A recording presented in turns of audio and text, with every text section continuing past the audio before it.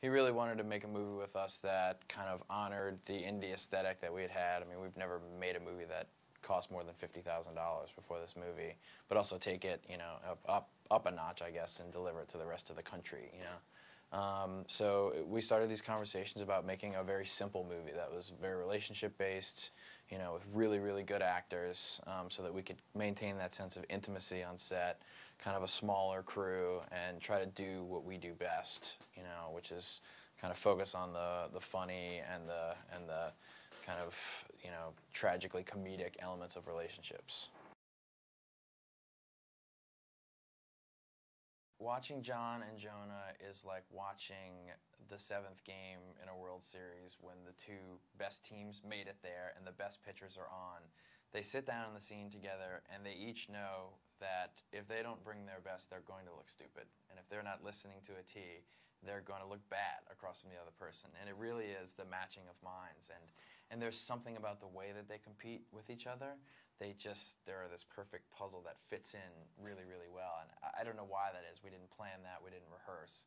We got a little bit lucky with that. And they also love each other a lot personally. And on set, you could see them, like, after every take, they're, you know, playing around and playing songs on guitar together. And then, and then the camera turns on, and it's like, wow. There's a tremendous amount of love, but also some weird, even competitiveness that happens there, and it's pretty beautiful to watch. He wants more from the relationship, and she's very resistant. So he follows her home one day and realizes that she has a 20-year-old son, Jonah Hill, that lives with her still, and that they are extremely attached and very close affectionately. So it sort of becomes a love triangle about John C. Reilly and Jonah Hill sort of like trying to find their place with Marissa. With Marissa, you know, we picked her because also of her intelligence. I mean, it became really clear in our first meetings with her that she was keenly aware of what we were doing with the films that we had made in the past, but specifically with this film in particular. And Mark and I were a little bit worried about this film because it is about these two guys competing for this woman, and it's very easy for this person, for the woman, to be marginalized. And we knew from the get-go with Marissa that she was not going to put up with any of that, and that she would speak up and that she would fight for that character and sort of own it and you know, own her responsibility for that character. And it kind of blew us away. I mean, she kind of came with so much strength and intelligence and creativity about it. Such, I mean, you know, John and Jonah, they're pretty powerful forces, and she completely 100% stands up to them in her Brooklyn roots way. They actually have a very thriving, like, happy relationship. It just happens to be a relationship of equals, and probably as the story goes along, you start to figure out that that might not be the healthiest thing.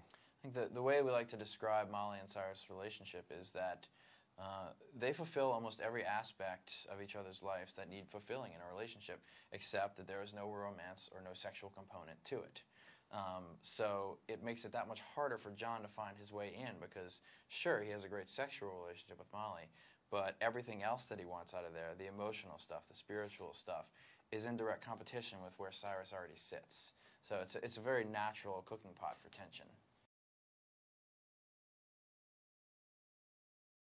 Every time you turn the camera on, he does something just so inspired, but also totally rooted in truth. And he does something a little bit different every time, and it's unexpected, and it comes from a really like this deep place of truth, and it's just kind of mind-blowing to work with him. I mean, he brings it every time.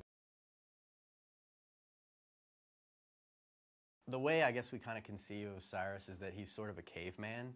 He has grown up in almost a vacuum of that house, such that he relates to people incredibly, and relates to adults incredibly well. He has an incredibly developed vocabulary. He has an ability to relate to adults and to interact with them, to know what's important to them. That's sort of what's important to him.